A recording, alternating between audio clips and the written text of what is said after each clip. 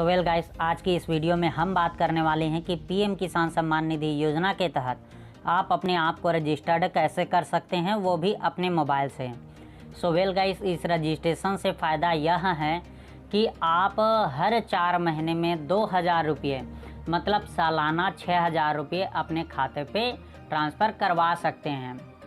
So well guys, इस video में हम बात करने वाले हैं कि पीएम किसान सम्मान निधि योजना के तहत जो हर एक किसान को 6000 रुपये मिलने वाली है, वो आप अपने खाता में ट्रांसफ़र करवाने से पहले आपको रजिस्टर्ड करना ज़रूरी है।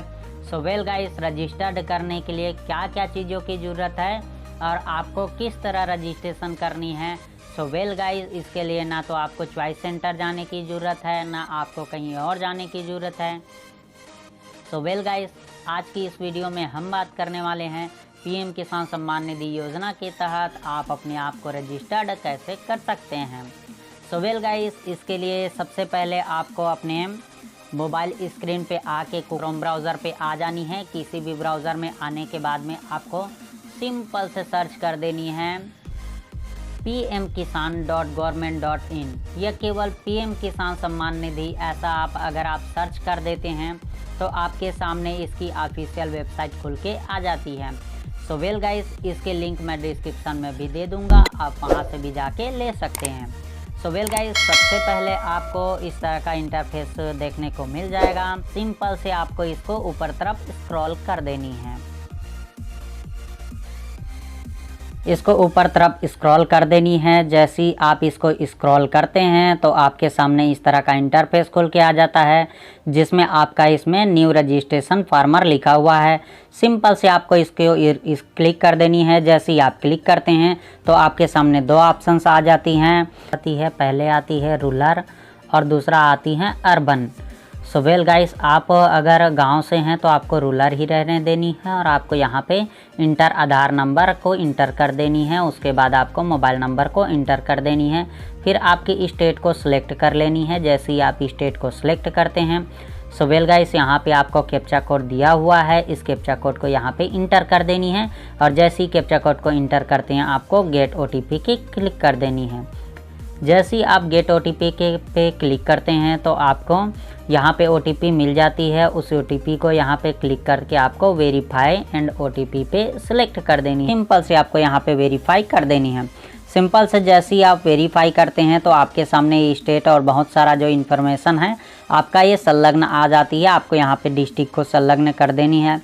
सो वेल गाइस, डिस्ट्रिक्ट को सिलेक्ट करने के बाद में सब डिस्ट्रिक्ट को, जैसे कि आपका ब्लॉक हो गया, इसको आपको तहसील को कर देनी है। उसके बाद में आपको ब्लॉक को यहाँ पे क्लिक कर देनी है। ब्लॉक के बाद में आपको सिंपल से आपके विलेज में आ जानी है और विलेज को सिंपल से क्लिक कर देनी है। सो वेल गाइस, जैसे ही आप ब्लॉक को करते हैं, विलेज को कर लेते हैं, उसके बाद आपको कैटेगरी चूज़ कर लेनी है और आप देखेंगे कि कैटेगरी आप यहाँ पे अपना डाल लेंगे। जैसे कि आप कैटेगरी में देखेंगे कि आप ST है, SC है या जनरल है। सो वेल गाइस, चलिए मैं यहाँ पे जनरल कर देता हूँ और आप देखेंगे कि यहाँ पे ऑटोमेटिक आधार कार्ड से मैंडेटरी कर लिया गया है। सो वेल गाइस, यहाँ पे आप देखेंगे फार्मर टाइप, तो यहाँ पे आप अपनी फार्मर टाइप को डाल दीजिएगा कि आपका जो है 2 हेक्टेयर से कम होनी चाहिए। तो मैं यहाँ पे कर दिया हूँ और आप देख लिए यहाँ पे बहुत सारा भरा के आ गया है। यहाँ पे लैंड रजिस्ट्रेशन नंबर है, तो यहाँ पे लैंड रजिस्ट्रेशन नंबर कैसे निकालना है। सो वेल गाइस, इसके लिए भी मैं बता देता हूँ आपको। सिंपल से इसको इसके लिए आपको बैक कर लेनी है। बैक करने के बाद में सो वेल गाइस, मैं इसको बता देता हूँ।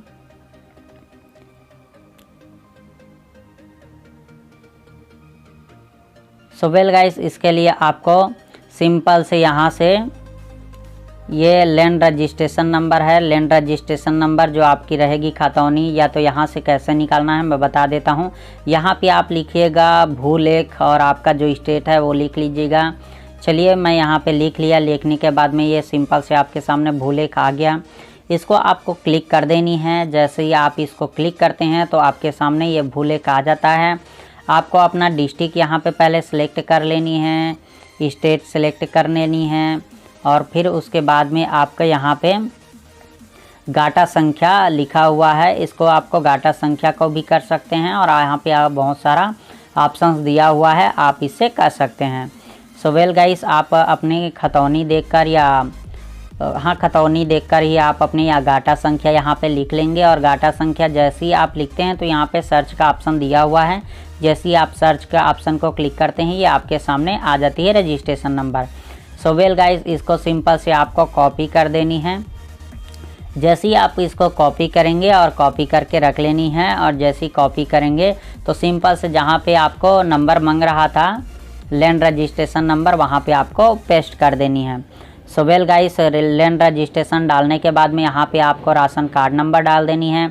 जैसे ही आप राशन कार्ड डालेंगे तो यहाँ पे सारी फिल हो जाती हैं। फिल होने के बाद में आपको यहाँ पे आपको किसान मानधन योजना के तहत आपको चाहिए कि नहीं चाहिए मानधन योजना की जो स्वीकृत राशि है, ये अगर चाहिए तो यस कर लीजिएगा और नहीं चाहिए तो नो कर लीजिएगा। सो वेल गाइस, चलिए मैं यहाँ पे यस कर लेता हूँ। यस करने के बाद में आप यहाँ पे सिंपल से देखेंगे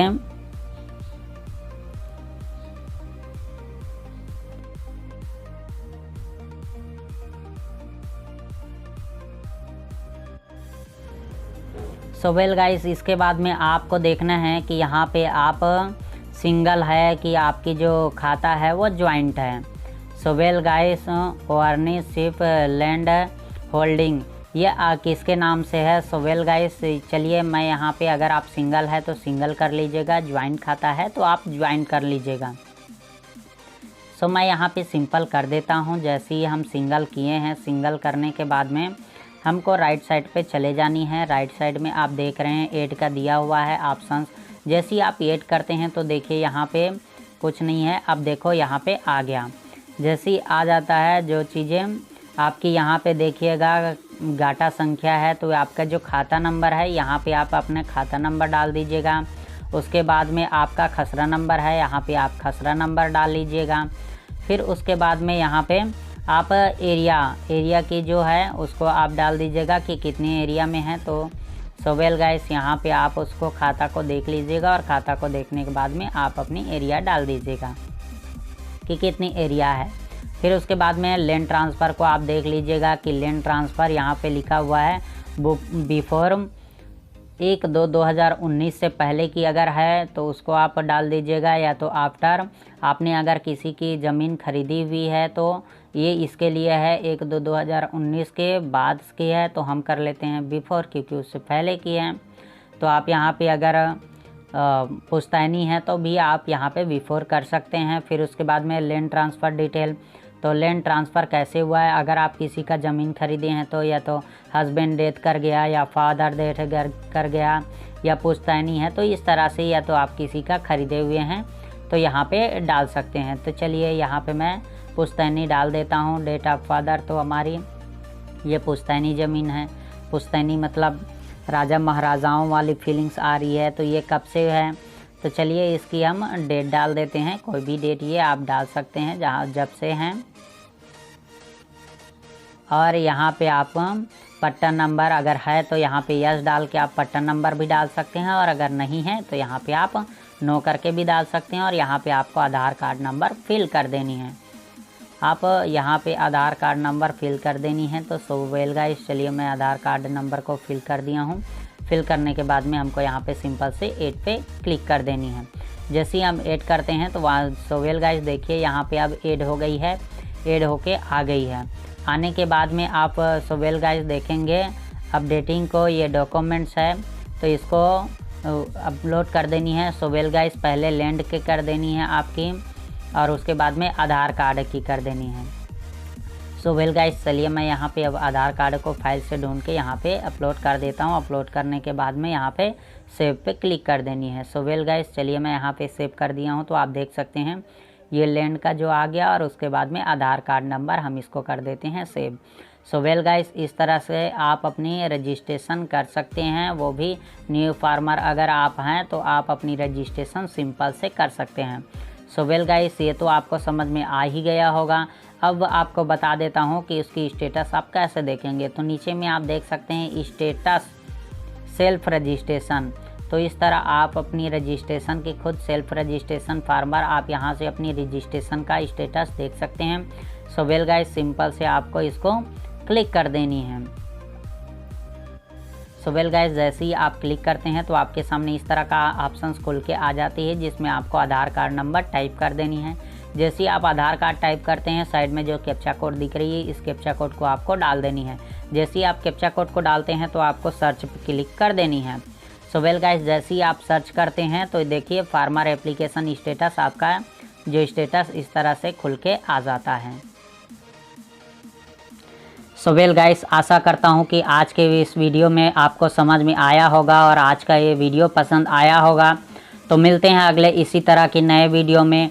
और अगर आप मेरी इस चैनल में जुड़ना चाहते हैं, मेरे से हर बार एक नए वीडियो के साथ मिलना चाहते हैं, तो चैनल पे नए हैं तो चैनल को कर दीजिए सब्सक्राइब। और मिलते हैं अगले इसी तरह के नए वीडियो में। तब तक के लिए best of luck. So thanks very much.